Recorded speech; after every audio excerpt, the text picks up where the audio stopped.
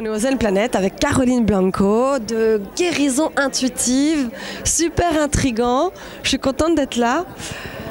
Caroline Blanco, je vais te passer le micro, comme ça tu seras vachement plus à l'aise. Explique-nous un petit peu ce que c'est que la guérison intuitive, c'est quoi l'objet de ton activité en fait? Alors, je le tiens, oui.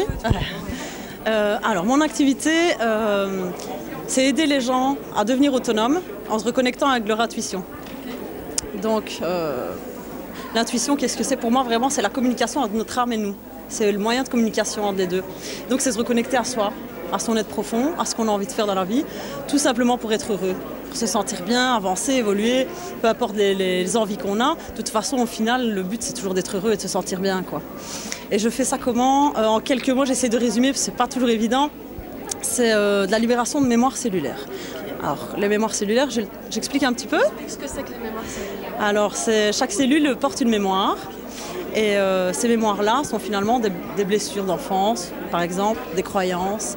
Je fais un petit résumé, mais voilà, des choses qu'on porte de nos ancêtres, de notre passé, voilà, des héritages, et qui font qu'on agit ou pas de telle façon. Je pense que la personnalité qu'on a, celui qu'on est, la façon d'agir, les craintes, etc., tout découle de là.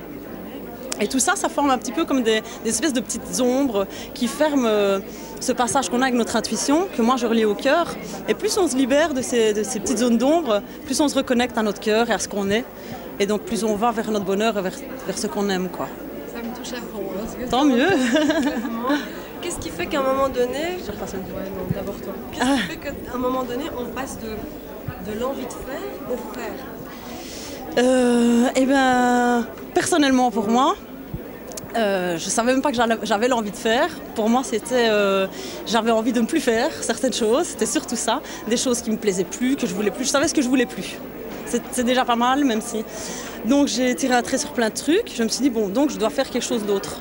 Et puis j'ai cherché, et je me rendais compte pardon, qu'à chaque chose, c'était pas tout à fait ça. Alors, je me dis soit je suis vraiment trop exigeante avec la vie, c'est ce qu'on me disait, soit c'est pas le bon truc, enfin je déprimais, je suis passée par plein de phases.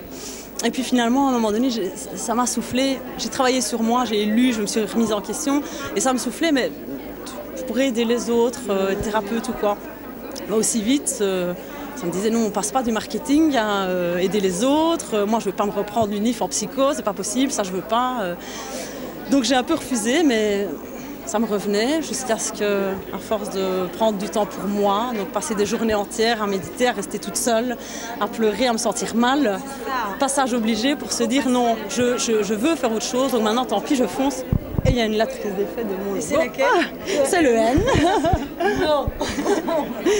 Et donc finalement, le faire, il ne se fait pas d'un coup. En tout cas, pour moi, ça n'a pas été du jour au lendemain. Ça a été d'abord d'accepter la possibilité que je fasse cette chose. Mais voilà, j'ai essayé de trouver des compromis chaque fois. Mais la vie ne m'a pas laissé. Donc elle m'a laissé juste en suspens avec mes compromis. Mais à un moment donné, j'ai vraiment dû claquer la porte d'un coup et foncer, quoi. Foncer. Ça a sauté, osé. Oui, voilà. J'ai traîné, mais à un moment donné, c'était quand même le même résultat. J'ai dû sauter. Qu'est-ce qui c'est fait pareil. C'est justement cette aspiration à ce que ce soit parfait, oui, que ce soit bien. C'est la peur de ne pas bien faire, du regard des autres. Pour moi, c'était ça, de me tromper, de ne pas être à la hauteur, voilà, toutes les peurs qui sont finalement le début de mon boulot. Et je peux aider les autres grâce à ça, parce que moi, je suis passée par là, quoi. C'est moi qui ai dû d'abord travailler sur moi, sur mes peurs, et c'est comme ça que je peux les aider après à faire pareil. Super, merci de partager ça, c'est super. Si tu devais dire merci à quelque chose, à quelqu'un, une situation, un merci.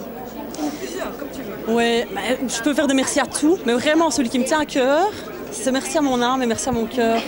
C'est bizarre, hein, ça paraît égoïste, mais finalement c'est que ça. Parce que si on est heureux, les autres, ils font partie de notre vie et c'est super chouette. Mais finalement, c'est merci d'avoir eu le courage de le faire, merci à moi-même. Merci parce que j'ai eu peur, mais que j'ai quand même fait. Merci parce que, voilà, merci à moi, à mon intuition, à mon âme qui m'a aidée, quoi. C'est pas que moi, la petite humaine que je suis, mais voilà. Donc merci la vie, merci l'univers. Chacun peut appeler ça comme il veut, mais quelque chose à l'intérieur de moi qui m'a pas lâché, quoi. Et merci à toi en tout cas aussi, c'est super ce que tu fais. Ouais, c'est super ce que tu fais. Voilà, je te renvoie miroir. Super. Merci, Caroline, merci à toi.